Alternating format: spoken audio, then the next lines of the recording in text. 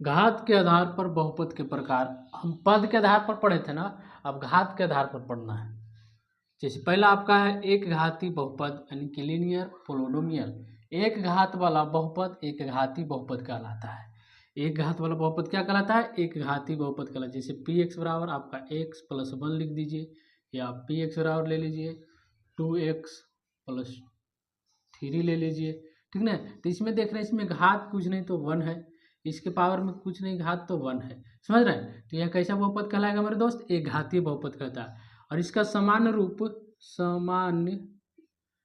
रूप के बारे में अगर जाने तो ए एक्स पी एक्स बराबर ए एक्स प्लस वी के रूप में होता है, जहाँ ए नॉट इक्वल टू 0, समझ रहे हैं। इसका समान रूप, ठीक ना, एक घाती बहुपद का समान रूप पी एक्स बराबर होता है ए एक्स प्लस बी, जहाँ ए 0 के बराबर नहीं होगा। अगर ए 0 हो जाएगा तो यह एक घात वाला बहुपद कहलाएगा ही नहीं, समझ गए।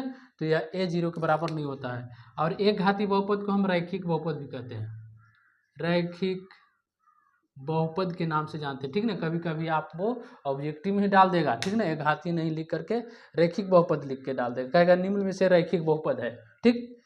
निम्न में से कौन एक घातीय रैखिक बहुपद है, ठीक।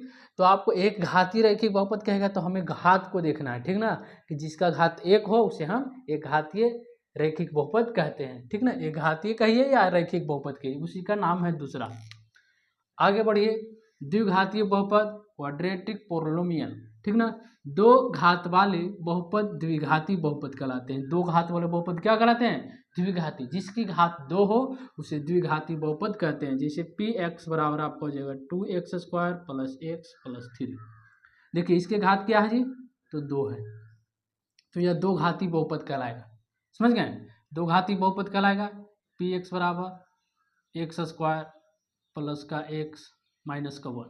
तो इसमें भी देख रहे हैं घात 2 है तो द्विघाती बहुपद कहलाएगा, ठीक ना। यहाँ पे देखना है सबसे ज़्यादा 2 घात है तो इसे हम द्विघाती बहुपद कहेंगे। और इसका सामान्य रूप की अगर बात करें, सामान्य रूप द्विघात के समान रूप तो ए x plus we plus c के रूप में होगा, जहाँ ए नॉट इक्वल टू 0।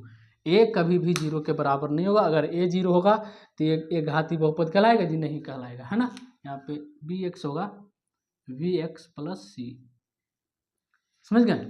इसका समान रूप होगा द्विघातीय का समान रूप क्या होता है? ए x plus b x plus क्या सी, समझ गए। हाँ, यह एक्स स्क्वायर होगा ना, a x square plus b x plus c के रूप में होता है। और यह आपका समान रूप होगा द्विघातीय का, ठीक ना। द्विघातीय का आप द्विघात भी लिख सकते हैं, द्विघात, ठीक ना, द्विघात